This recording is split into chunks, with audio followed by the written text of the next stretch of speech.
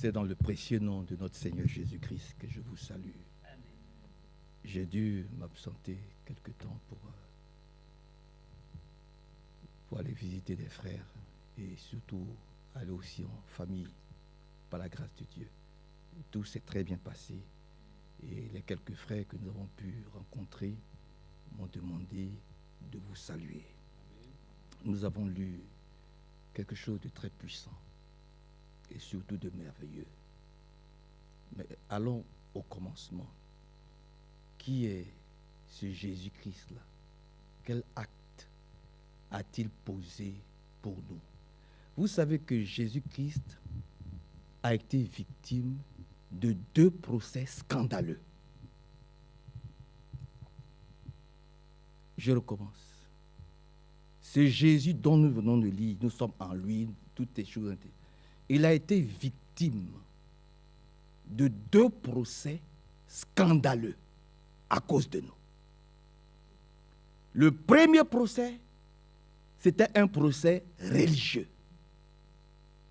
Et le deuxième procès, c'est un procès civil. Vous comprenez? Et voyons cela en détail et nous allons revenir.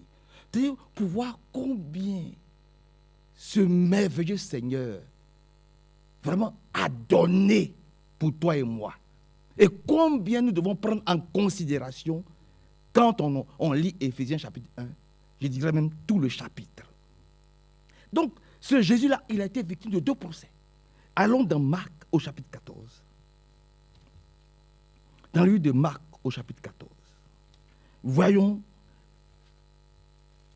ces différents procès. Lisons quelques écritures. Vous savez que nous prenons toujours exemple sur le serviteur fidèle et prudent qui lit et par le Saint-Esprit qui donne la chose.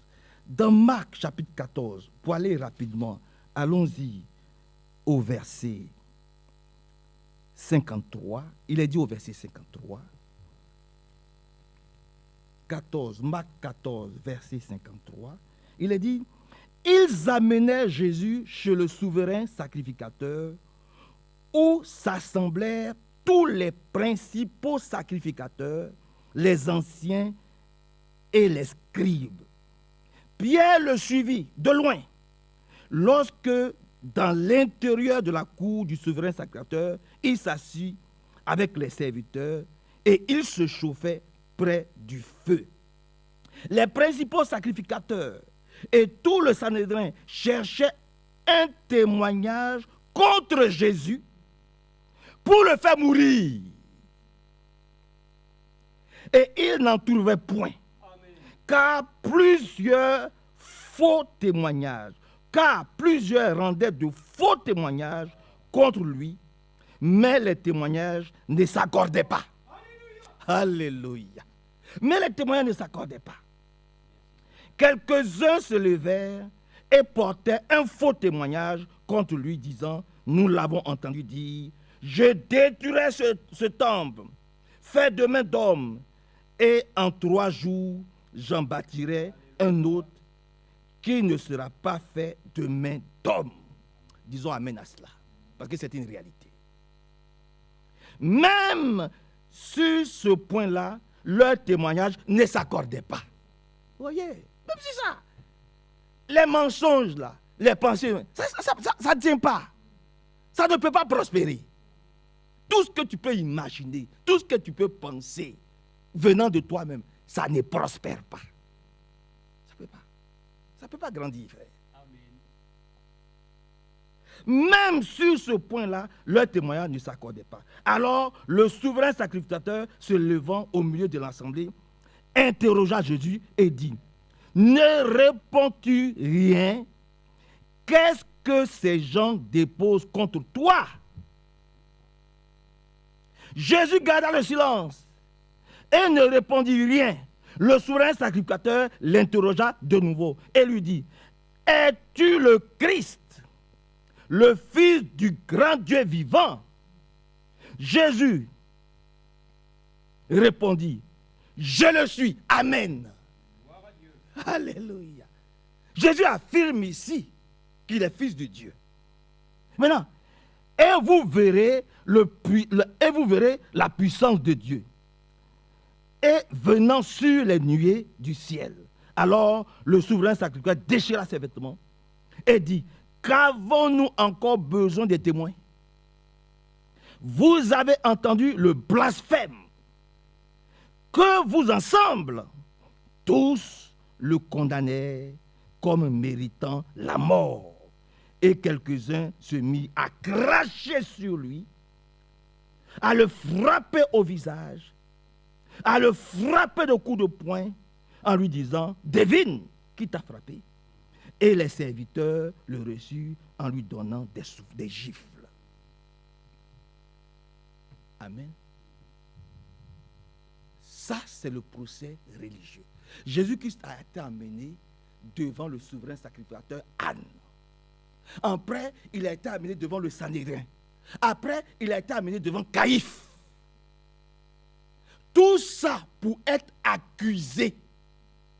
Parce qu'ils ont fabriqué des faux témoins contre lui. Mais chaque fois que ces faux témoins rendaient leurs mensonges, leurs faux témoignages, ça ne pouvait pas prospérer. Et tout faux mensonge, toute imagination, tout ce qui peut être dit ou est fait contre un élu, contre un enfant de Dieu, ça ne peut pas prospérer. Nous retournons dans Éphésiens maintenant. Nous avons été élus avant la fondation du monde. C'est là où je veux vous emmener. Parce que tous les mensonges, tous les faux témoignages, tout ce qu'on peut dire, ça ne peut pas prospérer. Donc, il a été convoqué, premièrement, devant les religieux, devant Anne. Ensuite, allons rapidement parce que, voilà, il a été convoqué devant Anne d'abord. Il a été convoqué devant tout le Sanhédrin. Et ensuite, il a été convoqué devant Caïphe. Caïphe, ne trouvant pas quoi dire contre lui, il a lui-même, il a posé des questions et il a dit, voilà, il a blasphémé, donc il mérite la mort. Donc où est-ce qu'ils vont l'amener? Ils vont l'amener vraiment maintenant devant, deuxièmement, le procès civil.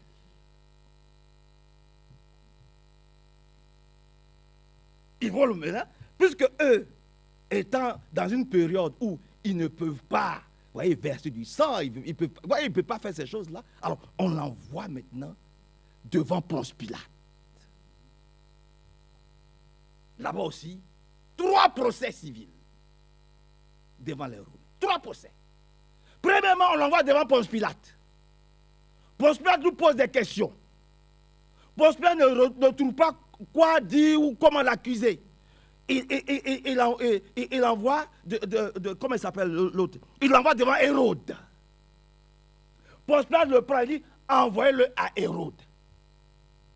On l'envoie chez Hérode. Hérode lui pose des questions. Hérode cherche à le condamner. Hérode ne trouve rien à dire. Hérode le renvoie à Ponce Pilate. Alléluia. Dans le civil aussi, on n'a rien à dire sur Jésus. On n'a pas trouvé quelque chose pour le condamner. Ponce Pilate. Oui, voilà, regarde. Les gens t'accusent. Ce n'est pas moi, ce sont tes frères. Ce sont tes frères qui sont accusés. D'ailleurs, même Ponce Pilate l'a dit. Mais ce Jésus-là, jugez-le selon votre coutume, selon votre tradition. Pourquoi vous l'envoyez vers moi? Mais aujourd'hui, il y a des chrétiens qui envoient leurs frères chrétiens à la justice, devant les juges. Oh, que Dieu ait pitié de nous, mon frère. Ils envoient, ils condamnent leurs frères, ils envoient leurs frères devant le juge. Ponce Pilate même leur a dit, mais pourquoi envoyez-vous ce Jésus-là devant moi? Il dit qu'il est votre roi, mais réglez ça entre vous. Puisque lui-même, il dit, mais je n'ai rien pour le juger, je n'ai rien pour le condamner. Envoyez-le. Alléluia, chez Hérode. Hérode aussi l'interroge. Hérode l'interroge. Hérode ne trouve rien à dire. Renvoyez-le chez Ponce Pilate. Vous comprenez, frère? Et puis, de machination en machination, comme ils n'ont rien à dire, ils n'ont rien à faire, ils ne savent pas comment faire. Alors, on le livre à la vindicte populaire. Mais c'était pour toi et pour moi. C'est pour que toi et moi, un jour, nous puissions nous retrouver dans Éphésiens chapitre 1. L'agneau de Dieu qui ôte le péché du monde, c'était lui. Il fallait qu'il paye le prix. Donc, deux jugements, c'est ça. Jugement religieux. Et les religieux vont toujours nous juger. Les religieux vont toujours nous condamner. Mais ils ne pourront pas trouver de preuves contre nous. Jamais. Ils vont tout faire. Ils vont tourner les choses. Ils ne trouveront pas quelque chose pour condamner un vrai élu. Ce n'est pas possible. Et quand ils ne pourront pas, ils vont essayer de nous livrer à la vindicte populaire. Ils vont essayer de nous livrer devant les juges, devant Ponce Pilate, par des faux témoignages. Mais là aussi, ça ne peut pas prospérer. Amen. Que le Seigneur soit glorifié, exalté et célébré. Alors, étant passé par là, alléluia, et ayant payé le prix pour chacun d'entre nous, nous maintenant nous pouvons dire, par ces meurtrissures, alléluia. Mais nous sommes guéris. Nous pouvons le dire. Éphésiens chapitre 1, du premier verset jusqu'au dernier, c'est pour nous. Parce que quand nous lisons, c'est la preuve même de la résurrection du Seigneur. Et lisons quelque part là-bas, je crois que c'est dans 1 Corinthiens. Parce que, écoutez, regardez-moi frère, je vous le dis avec le plus grand. Celui qui ne croit pas que Jésus-Christ est ressuscité, il n'a rien à faire là. Il n'a rien à faire au milieu de nous. C'est parce que nous avons les preuves de sa résurrection que nous pouvons lire, que nous pouvons affirmer que ce qui est écrit dans Éphésiens chapitre 1, à partir du verset 1 jusqu'à tous les autres versets, est vrai, est véritable. Nous avons confiance que oui, ce Jésus-là, il est réellement ressuscité des morts. Nous avons cette certitude-là. Donc Éphésiens 1, c'est pour nous. Alléluia. Nous serrons ça dans notre cœur. Nous nous sentons concernés par Éphésiens chapitre 1 que nous venons de lire. Oh frère, que Dieu nous bénisse, frère. Son grand nom soit loué et exalté. C'est dans 1 Corinthiens chapitre 15. Il est dit ici, quelque part là-bas, par la grâce de Dieu. Il est dit ici dans 1 Corinthiens chapitre 15. Pour aller rapidement. 1 Corinthiens chapitre 15. Voyez-vous, à partir du verset 17. Et si Christ n'est pas ressuscité, votre foi est vaine. Voilà comment c'est écrit. C'est comme ça c'est écrit. C'est un lien direct avec Éphésiens chapitre 1.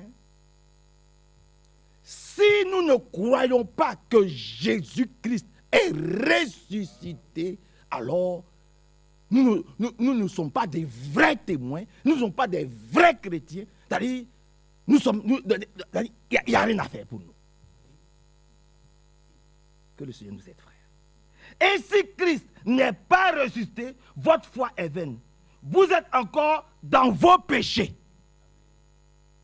Et par conséquent aussi, ceux qui sont morts en Christ sont perdus. Est-ce que c'est vrai? Mais ce n'est pas vrai.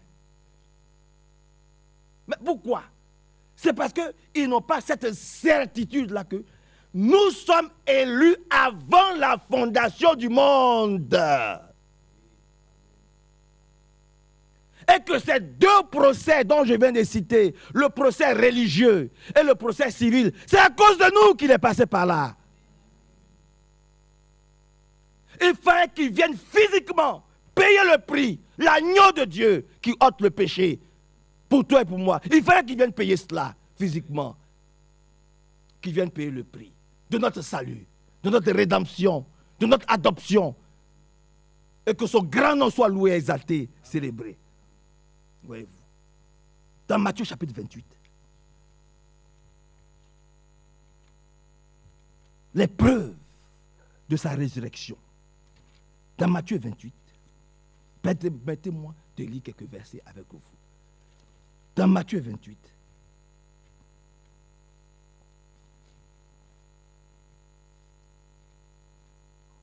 dans le livre de Matthieu, chapitre 28, à partir du verset 5, pour aller rapidement. Dans Matthieu 28, verset 5, il est dit: mais l'ange prit la parole et dit aux femmes, ce sont des femmes, des sœurs, par la grâce de Dieu. On va voir, permettez qu'on voie quelques petits détails de personnes qui l'ont rencontré. C'est ça notre conviction. Ce sont les preuves de sa résurrection. Et c'est en cela que nous croyons. Mais j'espère que vous croyez en la Bible. C'est le livre le plus authentique, le plus vrai qui puisse exister. Je vous ai donné le témoignage ici du directeur général de la NASA en 1969 qui devait faire partie de la première fusée Apollo sur la Lune. Eh bien, ce monsieur-là, comme on dit, c'était un athée. Quelqu'un qui ne croyait pas du tout en Dieu, ni en la Bible. Pour lui, c'était un livre de falsification. Mais ce monsieur, lorsqu'il faisait ses recherches, vous savez que ce n'est pas n'importe qui comprend pour être directeur de la NASA. Lorsqu'il faisait ses recherches, lorsqu'il voyait un peu tout ce qui est l'univers, tous les calculs qu'ils ont pu faire à cette époque-là, pendant combien d'années de recherche, quand ils ont, si vous voulez, après avoir analysé tout ce qui devait être analysé, l'emplacement de la Terre, l'emplacement de la Lune, l'emplacement des autres planètes, il dit, mais on est arrivé à la conclusion que tout est tenu par un être invisible. Ce n'est pas possible que la terre soit là comme ça et puis... Non, il faut bien qu'il y ait quelqu'un qui tienne cette terre-là dans ses mains. Il faut bien qu'il y ait quelqu'un qui tienne la Lune dans ses mains. Il faut bien qu'il y ait quelqu'un qui tienne Jupiter dans ses mains. Il faut bien qu'il y ait quelqu'un qui tienne Mars dans ses mains. Ce n'est pas possible. Et puis, les distances. Tout est tellement coordonné. L'univers n'a pas été créé au hasard.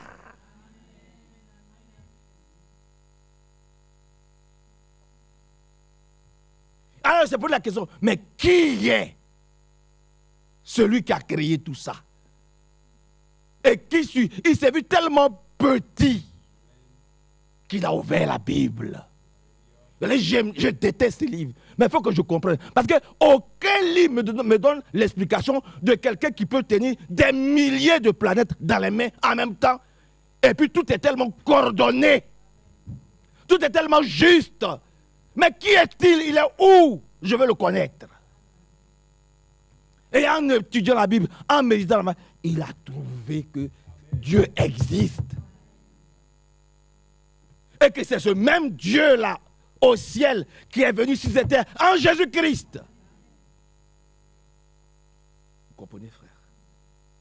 Son beau nom soit loué. Donc, ce sont des femmes. Matthieu 28, verset 5. Mais l'ange prit la parole et dit aux femmes, pour vous, ne craignez pas. Frère, vous êtes d'accord avec cela? Que pour nous, nous ne craignons pas. Nous lui faisons confiance. Il dit, pour vous, ne craignez pas, car je sais que vous cherchez Jésus qui a été crucifié. Vous êtes d'accord que Jésus a été crucifié à cause de nous? Bien. Il n'est point ici. Il est ressuscité. Je dis amen à cela. Il est ressuscité comme il l'avait dit. Comme il avait dit, Jésus là, comme il avait dit, c'est l'ange qui parle aux femmes qui sont venues pour essayer d'embaumer le corps.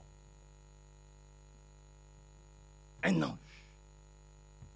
Et elle savait que c'était un ange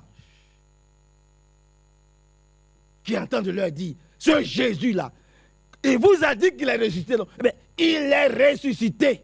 il n'est pas ici. Mais vous ne craignez pas. Amen. Maintenant, il dit, venez, voyez le lieu où il était couché.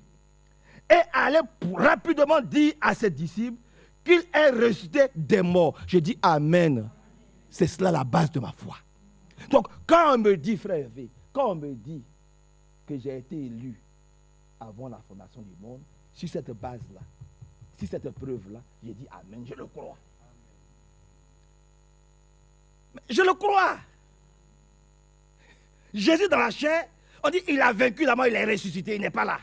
Mais vous ne craignez pas. Donc, quand on me dit que je suis élu avant la... Pourquoi voulez-vous que je doute de cela? Je le crois. Puisque j'ai la preuve que Jésus est ressuscité des morts. Alléluia. Et voici, il vous précède en Galilée. C'est là que vous le verrez. Frère, tu as vu, non? L'un leur dit où est-ce qu'ils doivent partir pour le rencontrer. Vous voulez le voir? Allez en Galilée et vous allez le voir. C'est encore une preuve que cet ange-là, il ne ment pas. Par contre, les autres, ils cherchaient des accusations. Mais ils ont toute leur argumentation tombée à l'eau. Parce que Dieu n'était pas dedans. Voyez-vous, que Dieu soit glorifié et exalté. Quand nous allons dans Luc 24, dans le livre de Luc au chapitre 24, permettez que nous allons rapidement. Dans le livre de Luc au chapitre 24, Luc 24, regardez encore ce qui est dit ici.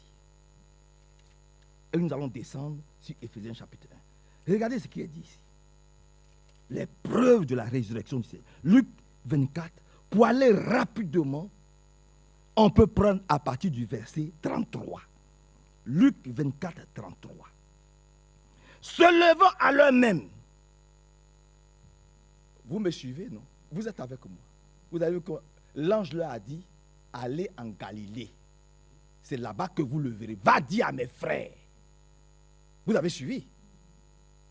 Vous avez bien suivi. Donc maintenant, suivons.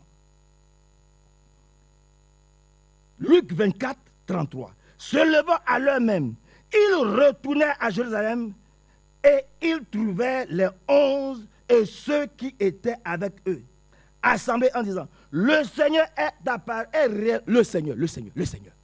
le Seigneur est réellement ressuscité. Maintenant, regardez. Il apparaît à qui? Il est apparu à Simon. Et il racontait ce qui leur était arrivé en chemin et comment il l'avait reconnu au moment où il rompit le pain. On parle de qui? On parle de qui? Cléopas et son compagnon sur le chemin d'Emmaüs.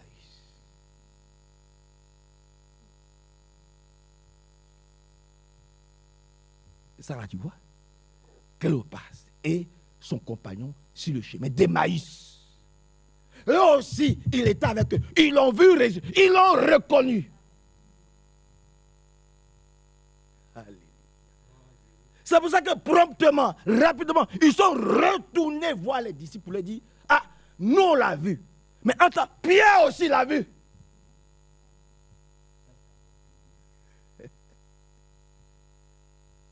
L'apôtre Pierre s'efface, il l'a vu. Comme les deux autres l'ont vu.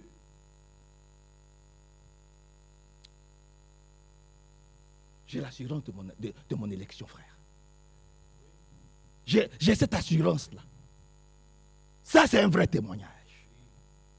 Pierre l'a vu. Les sœurs l'ont vu. Et puis, Pierre l'a vu. Cléopas l'a vu avec son compagnon. Allons dans Jean au chapitre 20. Allons dans le livre de Jean au chapitre 20. Vous avez un peu de temps, non? Donnez-moi 10 minutes. Dans le livre de Jean au chapitre 20. On a fini. Hein? Dans le livre de Jean au chapitre 20. Jean chapitre 20. On peut commencer, si vous le voulez bien, à partir du verset 19. Jean 20, 19. Il est dit, le soir de ce jour, Jean chapitre 20, verset 19. le soir de ce jour, qui était le premier de la semaine, les portes du lieu où se trouvaient les disciples étant fermées, à cause de la crainte qu'il avait des Juifs, Jésus vint, se présenta au milieu d'eux et leur dit, la paix soit avec vous. Que cela soit ainsi encore pour chacun d'entre nous aujourd'hui. Que Jésus, notre Seigneur, puisse nous visiter tous. Et que sa paix qui surpasse toute intelligence repose sur chacun d'entre nous. Au nom de Jésus-Christ. La paix soit avec vous. Et quand il eut dit cela, il leur montra ses mains et son côté. Les disciples furent dans la joie en voyant le Seigneur. Oh Seigneur, montre-toi aussi à nous. Que ton esprit nous visite. Montre-toi à nous. Que les écailles aussi tombent de nos yeux. Nous voulons le voir. C'est-à-dire qu'ils étaient craintifs. Ils étaient dans le doute. Ils ne savaient pas ce qu'il y a à l'heure là. Ils avaient peur. Mais il fallait les rassurer. Il fallait que la peur et l'inquiétude se transforment en joie. Et c'est ce que nous demandons aussi au Seigneur. Seigneur, rassure-nous. Fortifie-nous. Donne-nous ton courage. Fais-nous voir ta gloire. Montre-toi à nous. Pour que le doute et l'incrédulité tombent. Parce que si tu nous laisses comme ça, si nous ne te voyons pas, si nous ne voyons pas les miracles et les prodiges qui doivent accompagner ceux qui ont cru, mais Seigneur, le doute, l'incrédulité vont persister. Il fallait que tu rassures tes disciples. Il fallait que tu rassures Pierre. Il fallait que tu rassures ces pauvres femmes qui avaient peur. Il fallait que tu rassures les disciples. Et pour les rassurer, pour les fortifier, tu t'es montré à eux. Tu as montré ton côté, tu as montré tes mains. Oh, montre-toi à nous. Que le Saint-Esprit nous envahisse. Pour que nous soyons fortifiés dans notre foi. Oh, que son nom soit loué et exalté, glorifié et très élevé. Il dit, et quand il lui dit cela, il montra ses mains et son côté. Les disciples furent dans une grande joie. Voyons le Seigneur. Alléluia. Jésus leur dit de nouveau, la paix soit avec vous. Amen. Descendons maintenant au verset 24. Non, mais on peut même continuer. Verset 21. Jésus leur dit de nouveau, la paix soit avec vous. Comme le Père m'a envoyé, moi aussi je vous envoie. Après ces paroles, il souffla sur eux et leur dit, recevez le Saint-Esprit. Oh Dieu. Mais il a vraiment tant aimé le monde. Il les a aimés. Hein? Il les a aimés. Voyez-vous. Il les a vraiment aimés. La Bible dit, il a soufflé sur chacun d'eux pour qu'ils reçoivent le Saint-Esprit. Ceux à qui vous pardonnerez les péchés, ils leur seront pardonnés. Et ceux à qui vous les retenez, il leur sera retenu. Thomas, après Didyme, l'un des 12, n'était pas avec eux. Lorsque Jésus vint, les autres disciples lui dirent, donc, nous avons vu le Seigneur. Mais il leur dit, si je ne vois dans ses mains la marque des clous, et si je ne mets mon doigt dans la marque des clous, et si je ne mets ma main dans son côté, je ne croirai pas. Vous comprenez? Je ne croirai pas. Alléluia. C'est de ça que nous étions en train de parler. Seigneur, si tu ne viens pas nous rassurer, notre foi va être toujours faible. Hein, mon frère Christ? S'il ne vient pas, s'il ne se montre pas à nous comme il s'est montré à ses femmes, s'il ne se montre pas à nous comme il s'est montré à Simon-Pierre, s'il ne se montre pas à nous comme il s'est montré à Cléopas et son compagnon, le compagnon de Maïs, s'il ne se montre pas à nous, mais regardez, Thomas a dit, mais moi aussi je veux cette bénédiction. Je veux cette bénédiction. Pourquoi, frère? Mais parce que je suis élu avant la fondation du monde. Thomas, je suis élu avant la fondation du monde. Donc, la bénédiction de Pierre, c'est aussi ma bénédiction. Donc, Seigneur, aide-moi à voir ce que Pierre a vu. Donne-moi la foi d'Abraham. donne-moi la foi d'Isaac. Donne-moi la foi d'Israël. Oh, que Dieu bénisse Israël. Donne-moi la foi de tous les prophètes que tu as établis toi-même. Donne-moi la foi des apôtres. Tu t'es montré à eux pour qu'ils puissent être rassurés. Pour que la peur se transforme en courage, en ferveur chrétienne. Montre-toi à nous. Au nom de Jésus-Christ. Alors Thomas a dit, si lui donc, il ne voit pas le Seigneur, s'il ne voit pas, il ne croit pas. Maintenant la Bible dit, 8 jours, verset 26, 8 jours après, on n'a pas dit 10 ans, 20 ans après. Alléluia. Oh Seigneur, permets que nous puissions être dans les bonnes dispositions. Pour que notre bénédiction, pour que cette pluie de la reine, pour que vraiment elle puisse tomber aussi sur nous. Thomas, il était sincère dans son ignorance. Il a été sincère. Voyez-vous? Il a été sincère. Il a dit, mais moi, je suis faible. Seigneur, si tu ne te montres pas en moi, je ne pourrai pas croire en toi. Mais où est le mal? Il a dit la vérité. Et c'est ce que nous demandons à nous tous de faire aujourd'hui. Seigneur, tu ne m'as pas encore visité. Je n'ai pas encore reçu le baptême du Saint-Esprit. Seigneur, ma foi est faible parce que je n'ai pas encore reçu cette pluie, cette huile bénie. Je n'ai pas encore reçu. Voilà pourquoi je suis encore faible. Mais déverse ta pluie sur moi. Que ton esprit m'envahisse. Je suis encore dans la posture de Thomas. Il a dit, je ne crois pas, mais moi je veux croire. Visite-moi. Rencontre-moi, Seigneur. 8 jours après, les disciples de Jésus étaient de nouveau dans la maison. Et Thomas se trouvait avec eux. Jésus vint, les portes étant fermées. Ah bon? Ah bon? Les portes étaient fermées. Toi et moi, on peut rentrer sans rester là. On ne peut pas. Combien de fois on n'est pas resté ici? Voilà. Il est Dieu. Alléluia. Jésus vint, les portes étant fermées, se présenta au milieu d'eux et dit, la paix soit avec vous.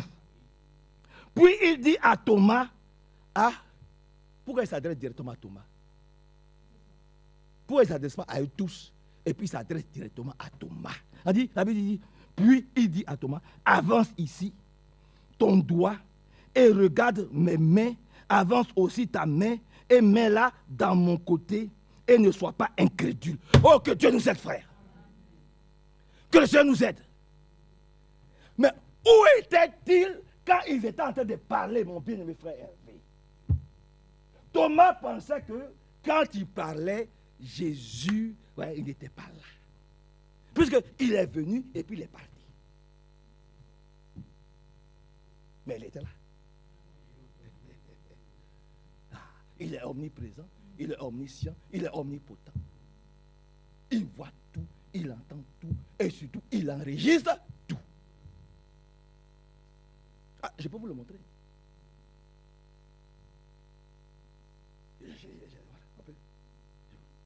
Il entend tout, il voit tout, il enregistre tout. C'est pour ça que quand nous parlons, les gens pensent que oui, vraiment, ils sont durs. Non, c'est pour nous amener à chercher la pureté. La chasteté. Parce que tout ce que tu penses, tout ce que tu dis, tout ce que tu fais contre ton frère, contre ta soeur, et je vous l'ai souvent dit ici, moi je n'ai pas envie d'avoir honte devant Nino. Voilà. Je n'ai pas envie d'avoir honte devant Nino. Oui. Donc, tout ce que tu dis, tout ce que tu fais, qui a dit que ce n'est pas quelqu'un qui allait dire, mais il était là.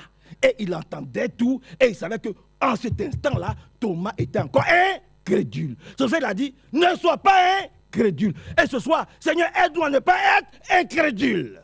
Nous tous, moi le premier. Aide-nous à ne pas être incrédule, Seigneur. À croire dans Éphésiens chapitre 1, que tu nous as élus avant la fondation du monde.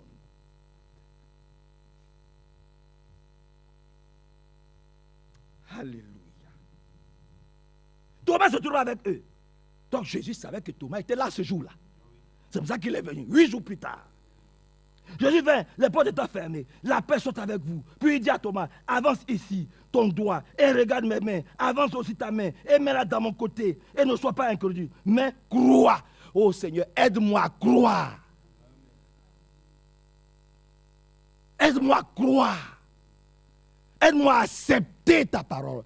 Aide-moi à croire. Éphésiens chapitre 1, verset 4, verset 5. Que je suis élu avant la fin. Aide-moi à croire et que l'incrédulité soit vécue, chassée de nous tous. Aide-moi à croire. Donc, les disciples ce jour-là, premièrement, il a apparu. Ce jour-là, Thomas n'était pas là. Et puis, comme Thomas a été incrédule, puisqu'il dit à Thomas, ne sois pas incrédule, mais crois. Alors, il réapparaît. Et cette fois-ci, il s'adresse directement à Thomas. Que Dieu s'adresse directement à nous ce soir. Nous tous. Sans exception. Qu'il touche nos cœurs directement. Dieu guérit encore de toutes les maladies. Ne sois pas incrédule. Dieu délivre du péché. Ne sois pas incrédule. Dieu renouvelle les forces. Ne soyons pas incrédules. Quelle que soit la situation, quelle que soit l'œuvre de l'attaque des ennemis, Dieu, il guérit, il délivre.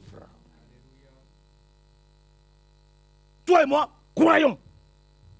Crois, tout simplement, que son beau nom soit loué et exalté, glorifié et célébré. Oh, nous pouvons dire merci Seigneur. La preuve de sa résurrection. La résurrection du Seigneur Jésus-Christ. C'est pour cela que nous croyons Éphésiens chapitre 1. Je le répète. Allons, si vous voulez, dans le livre on peut parler aussi, si vous voulez un peu, alléluia, d'un certain Saul de Tarse. On peut parler d'un certain Saul de Tarse. Je crois que c'est dans Actes chapitre 9. Regardez comme il était avant. Et comment sa rencontre avec le Seigneur l'a transformé. Donnez-moi 5 minutes. Acte 9. Cependant, verset 1. Cependant, Saul respirant encore la menace et le meurtre contre les disciples du Seigneur, s'est rendu chez le souverain sacrificateur et lui demanda des lettres pour les synagogues de Damas, afin qu'il trouvât, s'il trouvait des partisans de cette nouvelle doctrine, hommes ou femmes, il les amena liés à Jérusalem. Comme il était en chemin et qu'il approchait de Damas, tout à coup, une lumière venant du ciel resplendit autour de lui. Il tomba par terre. Oh, il tomba comment? Pas comme les religieux tombent aujourd'hui. Il tomba face contre terre. Cette lumière. Alléluia. Il tomba par terre. Et il entendit une voix qui lui disait, Saul, Saul, pourquoi me persécutes-tu? Il répondit, qui es-tu, Seigneur? Et le Seigneur dit, je suis Jésus. Je suis Jésus. Cette lumière-là, la voix qui parlait de cette lumière dit, je suis Jésus que tu persécutes. Et je vous le disais tantôt, tout chrétien ou toute personne qui va persécuter un chrétien, c'est à Jésus lui-même que tu fais du mal. On l'a lu. Hein? Ils l'ont giflé. Ils le giflaient. Ils ont craché sur lui. Il passe dans son dos, il le tape. Et puis il dit, devine, qui t'a tapé? Et puis on le balançait. De procureur en procureur. Un coup, il est chez Ponce Pilate. Un coup, il est chez Hérode. On le ramène chez Ponce Pilate. Et puis là, et puis devant le Sanhédrin, ils sont là. Les religieux. Toujours les mêmes, les religieux. Le Sanhédrin. Mais je vous le dis, à telle enseigne que ils ont accepté un brigand. Ils ont préféré marcher à la délivrance d'un brigand par rapport à celui-là même qui ne l'a. Ils ont cherché tous toutes les accusations qu'ils n'ont pas eues. Et vous ne trouverez aucune accusation contre un élu, contre un enfant. Parce que Dieu l'a élu avant la fondation du monde. Donc il est dans les mains du Seigneur. Amen. Dites ce que vous voulez contre lui. Faites ce que vous voulez contre lui. Donnez toutes les accusations. Jugez-le. Parlez mal de lui. Vous êtes en train de perdre votre temps. Vous-même, vous êtes en train d'emmagasiner là. Vous emmagasinez même des choses. C'est-à-dire, voilà. Vous perdez votre temps. Vous perdez votre temps. Critiquez-le, jugez-le. Il n'est pas bon, il est ceci, il est méchant, il est mauvais, il est égoïste. Dites tout ce que vous voulez. Vous perdez votre temps. Hein? Ah, frère. Il est élu avant la fondation du monde. Et Dieu le tient dans ses mains. Ou Dieu la tient dans ses mains. Que le Seigneur nous bénisse. Et que son bon nom soit vraiment très élevé. C'est Jésus. C'est Jésus. C'est Jésus. Ce n'est pas ces hommes et ces femmes dont tu te moques d'eux, dont tu craches sur eux, dont tu injuries, dont tu cherches à humilier, à rabaisser. Ce n'est pas eux. Hein. C'est Jésus lui-même que tu persécutes.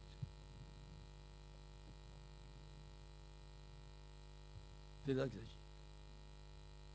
Voyez-vous. Que son nom soit loué, exalté, célébré, glorifié et très élevé. Alléluia. Et très élevé. Dans 1 Corinthiens 15, et si vous voulez, nous allons prier. Je crois que c'est dans 1 Corinthiens au chapitre 15. Dans 1 Corinthiens au chapitre 15.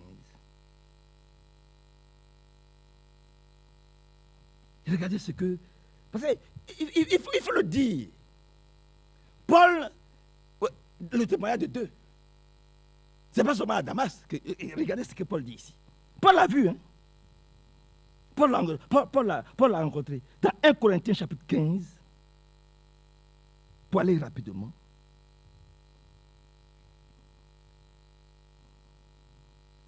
J'ai annoncé, autrement vous aurez cru en vain. Je vous ai enseigné avant tout, comme je l'avais aussi reçu, que Christ est mort pour nos péchés. Dites amen à ça. C'est ça qu'il s'agit. Christ est mort pour nos péchés. Selon les Écritures, qu'il a été enseveli et qu'il est ressuscité le troisième jour, selon les Écritures. Et qu'il est apparu à Simon-Pierre. On ne l'a pas lu. Il est apparu à Simon-Pierre, à ses faces. Puis, d'abord, il apparaît à Simon. Et ensuite, il apparaît aux 12. Ensuite, il est apparu à plus de 500 frères à la fois. Mais frère, mais qui est ce Jésus-là? Il a dit, il est dans ta maison. Il est dans ma maison. Il est dans la maison de Nino. Il est dans la maison de Carmen. Il est avec ma fille, Grâce, Rebecca. Alléluia. Il est avec mon jeune frère, Billy Paul. Il est avec mon fils, Médéros. Il est avec mon frère. Il est avec ma fille, Rachel. Oh, mais c'est... Frère, tu vois, il est apparu à 500 personnes en même temps. Frère Christ, en même temps. Vous êtes à Vienne là-bas. Et puis il apparaît, il apparaît là-bas. Vous tous, il apparaît là-bas. Donc, tu vois, ta maison est bénie, frère Christ. Frère Billy Paul, on est tous bénis à Vienne là-bas. Et puis nous sommes à Calu là-bas, nous sommes bénis. Il apparaît là-bas. À Villeurbanne, frère Aka est béni. À Calu, on est béni. Partout, on est béni.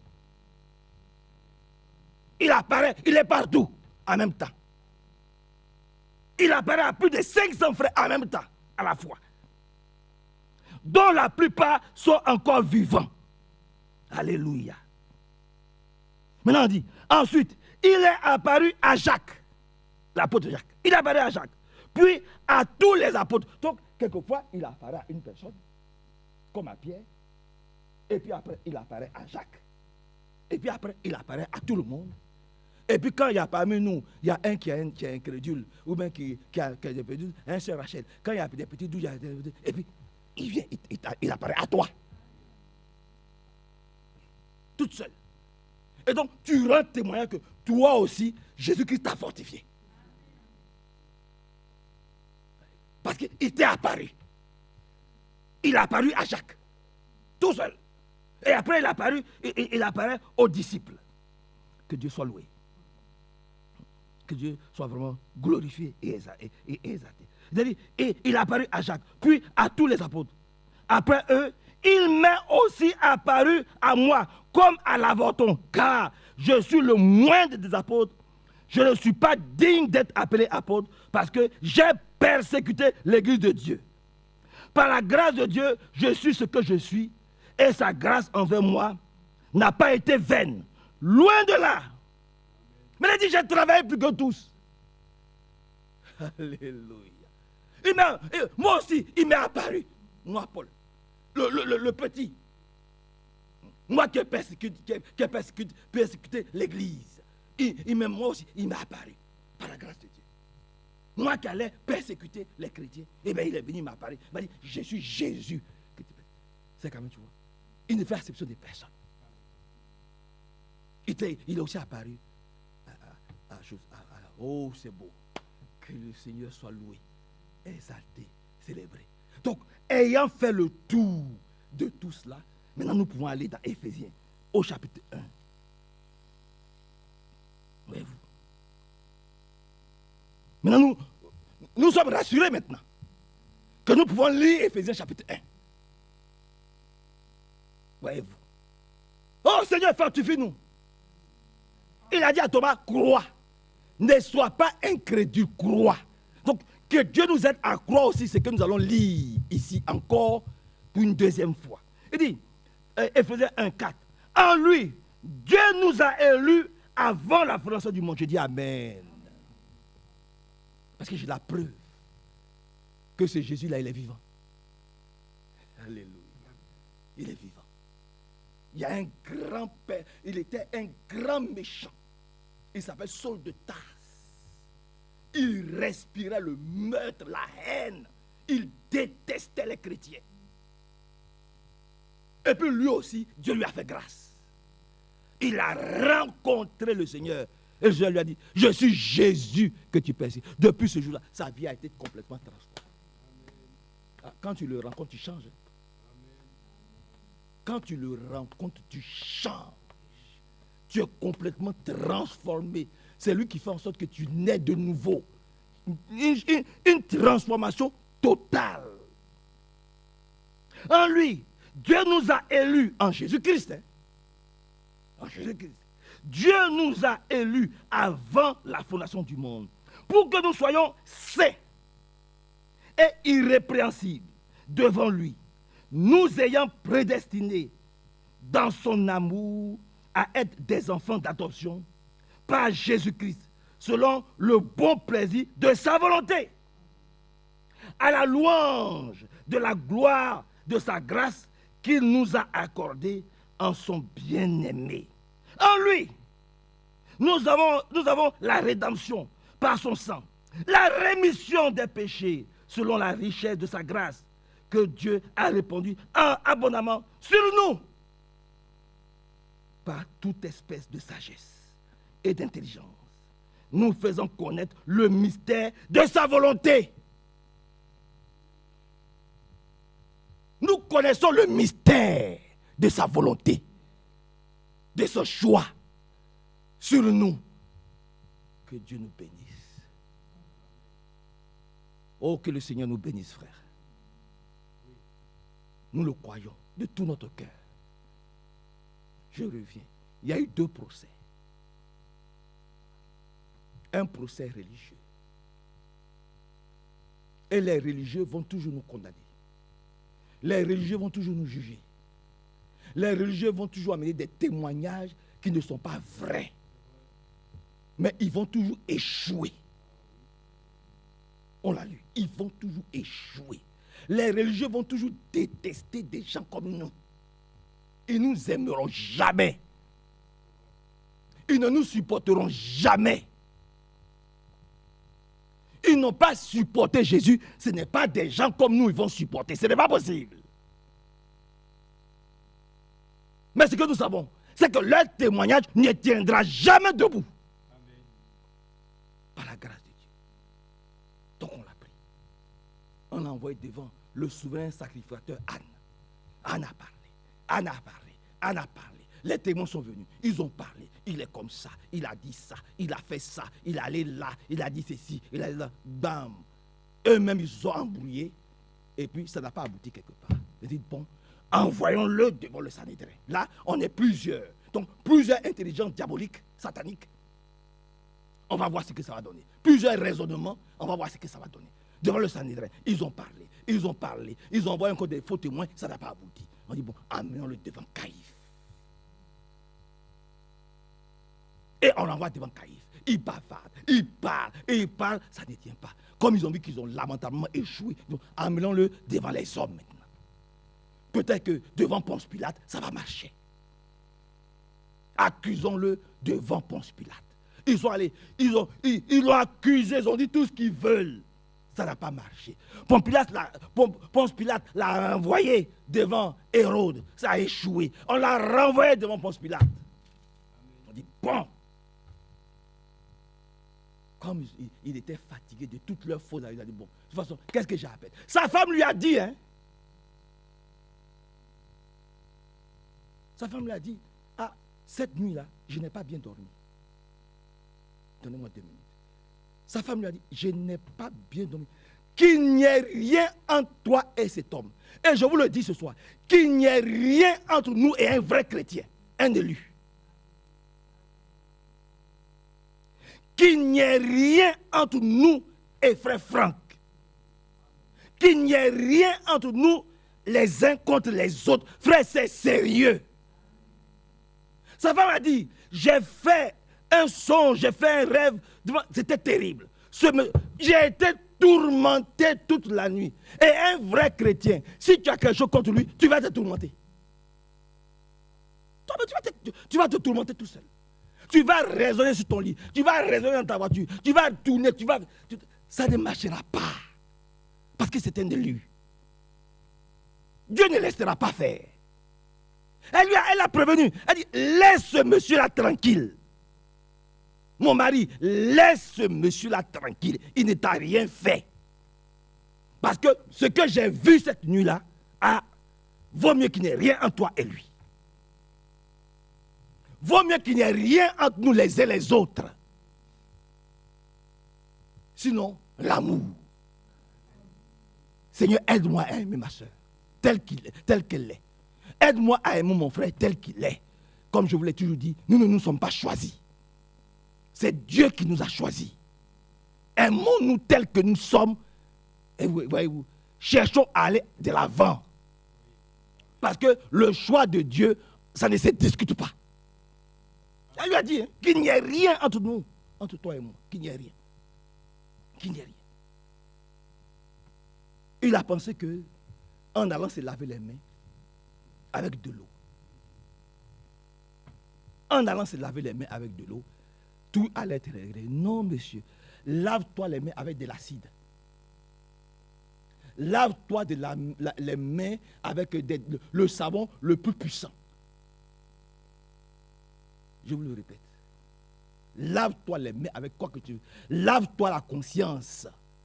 Lave-toi le cœur avec quoi que tu veux. Mais le sang du Seigneur Jésus-Christ demeurera toujours sur nos mains. Et nous allons répondre tous de ce sang. Ce n'est pas ton savon ou ton détergent qui va pouvoir... Non, c'est un sang indélébile. Jusqu'à ce que tu te présentes devant lui. Il a cru qu'en se lavant les mains, c'était fini. Non, monsieur. Tu répondras de cela parce que tu as été averti par quelqu'un à côté de toi, c'est ta femme. Qui t'a dit, ne fais rien à ce monsieur. Comprenez, que le Seigneur nous bénisse. Que son beau nom soit très élevé. Glorifié et exalté. En lui, nous sommes élus avant la fondation du monde. En lui, nous avons la rédemption. Nous avons le pardon de nos péchés. Alléluia. Il a payé le prix pour chacun d'entre nous à Golgotha. Croyons cela. Voyez-vous, et que toute forme d'incrédulité, de doute, voyez-vous, tombe. Et que, voyez-vous, le Seigneur lui-même nous donne son bon esprit pour que nous puissions aller de l'avant. Amen.